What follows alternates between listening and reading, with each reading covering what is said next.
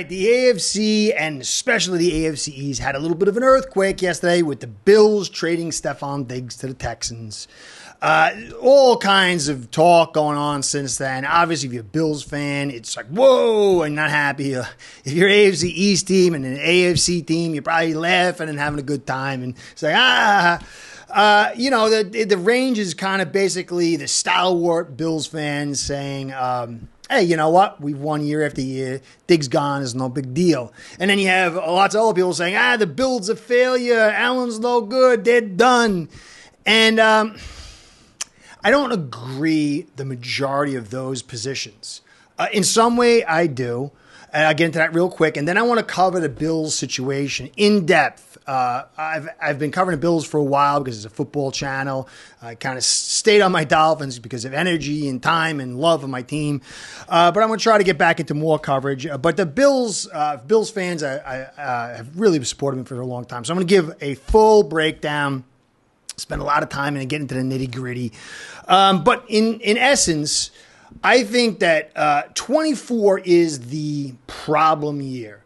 If you look next year, the Dolphins, we have 31 million. Bills have 27 million. Bills have 36 people on players on a roster. We have 32. It's kind of similar. Both teams are going to get a bump for like 20-something million as the cap rises. They'll make moves. Both teams have key free agents. So that's going to make it very interesting. But the Dolphins really have their roster pretty much set, aside from draft picks at the moment. They've got about 7 million, Bills about 4 million. But the Bills do have some really areas that they should be concerned with, even with these free agents moving on. But then other areas they should. I think depth is a major concern. I'm going to get into all that. But I would say that the Bills, they're going to contend. You got Allen, you got a decent offensive line, good offensive line, I'd say, but, decent even if there's a few injuries there. You got Curtis Samuel, you got Shakir, you got Kincaid and Knox, you got Cook. The offense is going to be something, as long as they can figure out their identity, and I think Brady's going to do that. They'll contend there. The defense, they've got some issues, but they got some strengths. Safety is the biggest problem for me. So they're going to be a tough team. They've got home field advantage that can be difficult. Now it looks like they're building an offense and a team to take advantage of that. So they're going to be a tough team. I think they're going to contend. I think they're going to have a good season. But, with all they've invested, good is not good enough. It's great, So Super Bowl, certainly conference championship, I do think that's a little in question, but I think this team is going to be really a tough team, depending on how things play out. I think they're certainly in contention for the AFC East and more. So I don't think they're done, but I don't think either it's like a no biggie. So I'll get into the free agents first that left and the guys behind him. I'm going to get into the roster and the cap and a bunch of other things. But guys, I'm going to be doing a live tomorrow, having a real professional on my Rinky Dig channel, 10 p.m. Eastern on Friday. Check me out on the live. You can check who's going to be there. It's a little bit of hush-hush because I just don't like to vicariously live off somebody's juice. Come check it out, and you'll be happy and see he knows his stuff. I really appreciate him. So that's that, guys. The likes, the subscribes, the comments, the views. It keeps his channel going. I appreciate all that you guys do.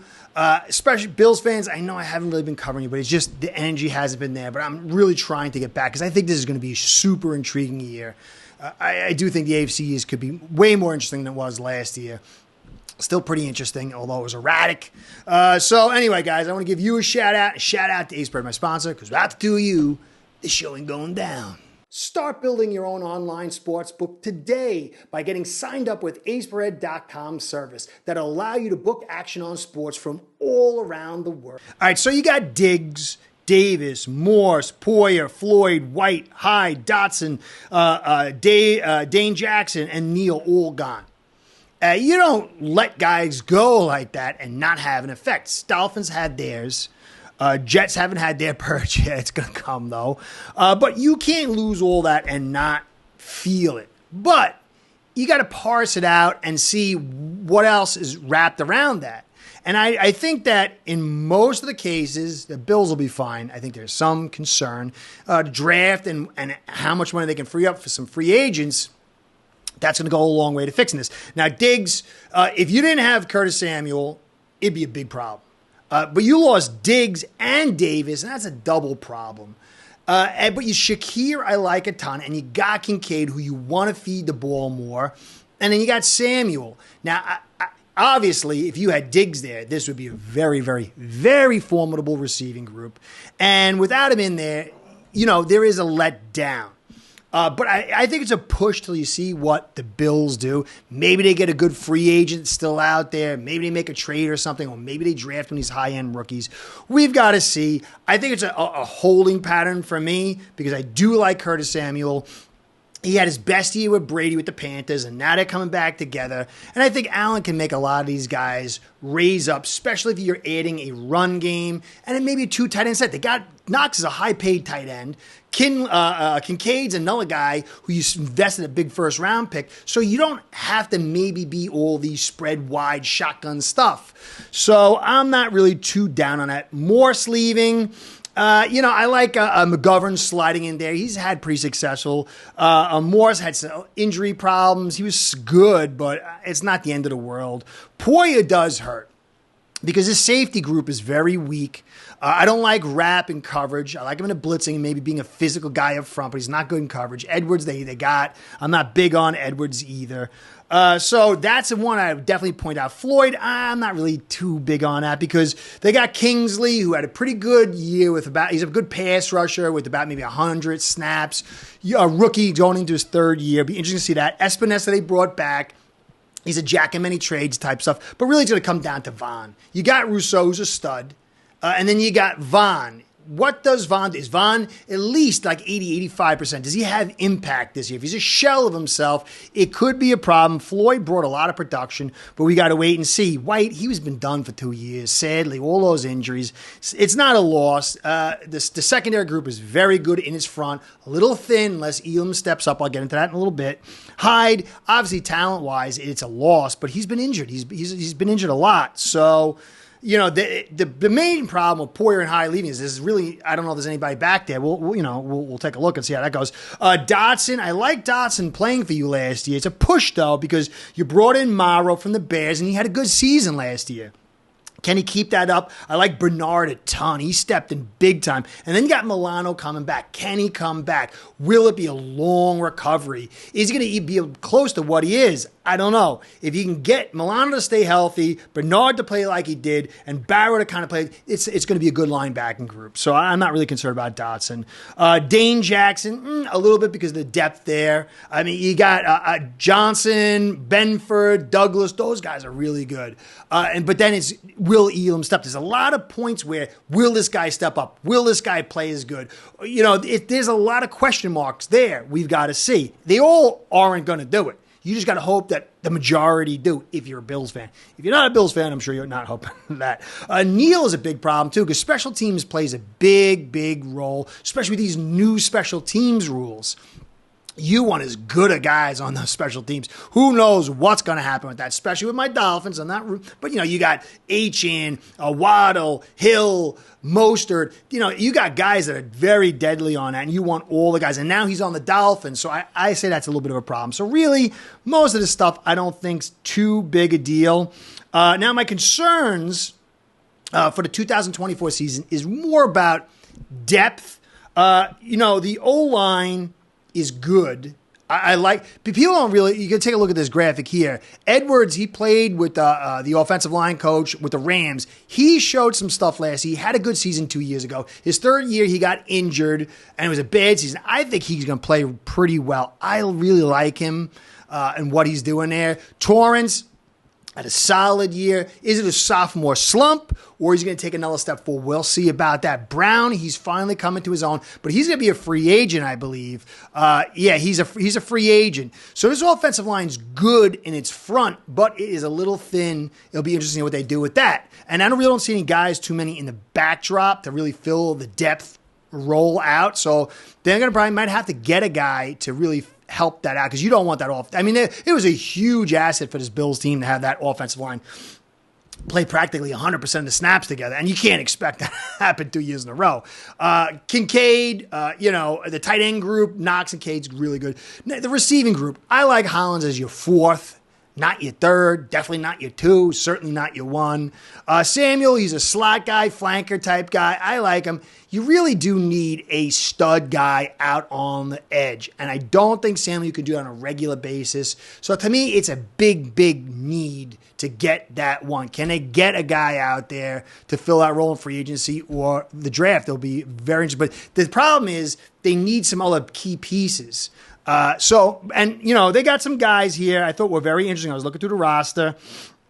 You got Byron Thompson and Tyrell Shavers. Both were picked last year's signed as undrafted free agents. I don't know if they're going to be anything. 6'3", 195 for Thompson. I thought that was big. And then Shavers is 6'6", 211. If you could get some kind of miracle play to get this guy, one of these guys, to be a guy to be your fourth or fifth, and then you could find that guy in the draft, then you'd have a really good receiving core, and I think you could move on from Diggs and Davis big time. Davis had some problems. He had miscommunications. He had the drops. He's big plays, but inconsistent. Safety group, to me, is without a doubt the biggest concern. McDermott loves to run man, but he still plays zone. These two safeties, you're going to have to find. So where do you get that safety? Do you get him late in the day? They don't have a third. You find it in the fourth. You got 2 fourth-round picks. It's going to really put a lot of pressure on Bean to find guys with those. I think it's 2 fourths and a couple of. You got to find 1 or 2 guys. Your first and second-round picks got to be a pretty good hit. Can't be one of those guys that sits for 2 or 3 years. He's certainly not 2 years. You need some impact from these 2 guys that you're getting in the first and second round. And then you got to find at least 1 or 2 guys that's contributing later on. So Bean is under a definite little bit of weight. DI positions, very thin. It was huge getting Daquan Jones back. No pun intended. Oliver and Jones, they're a good pairing together. But you really don't have anybody beyond that. Who did you get over there? I didn't. Deshaun Williams and Austin Johnson. They're like bodies. What if Oliver Jones is down for an extended period of time? None of these guys, neither one of these guys is somebody that's going to last long term for you, be able to bring good production long term. So I don't know. And then DB group, it's nice. I like Douglas. He really was a good trade. I mean, unbelievable. But he's 31, so you're gonna have to move off him. Probably maybe not next year, maybe, but he's a free agent. But maybe Johnson's a good player. Benford's young and good, a little bit slow, but good player. But then you got Elam. Will Elam step up? He's a first-round draft pick. He's entering, I think, his 3rd season. It's a big, big year for him. But even if Elam steps up, you only got 4. And look at all the injuries that the Bills had last year in their secondary. That's a very thin group. And I didn't really see anybody who, I'm not a huge Bills fan, but I was doing my look, my checking. I didn't see anybody else beyond Elam that I was really excited about for you guys. And then, the end group, the DN group, I think Miller gets there. It's going to be fine. So overall, you could see, if you look at this chart, I got the red box around the safety group because that's bare and doesn't have depth. Hamlin's not going to be a guy you start there. And then I put the red box around the offensive line because I like what they're doing. I like what they got here. I mean, McGovern's the only guy I have a little bit of concern with. But I think he can pass block. He's pretty big too.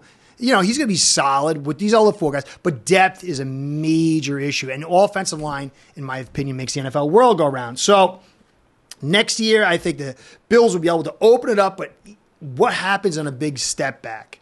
I think Bean and McDermott are here for a while, but man, some injuries in some of these groups, or if you can't find the right guys, say for your safety or that receiver, it's going to be nerve-wracking. So you got those 2 picks. I like Leggett.